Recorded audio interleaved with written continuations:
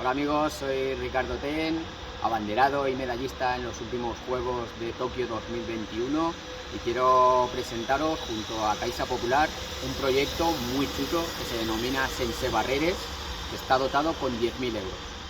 Este fondo está destinado a entidades sociales que trabajen a favor de la inclusión y de la integración de personas con discapacidad.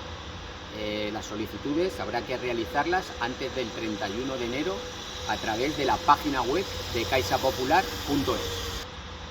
Entre todos los proyectos presentados habrá 4 finalistas y habrá 4 premios, uno de 5.000, uno de 3.000 y 2 de 1.000 euros. Esperamos todas vuestras solicitudes y desde aquí darle las gracias a Caixa Popular por promover la inclusión de personas con discapacidad. ¡Saludos!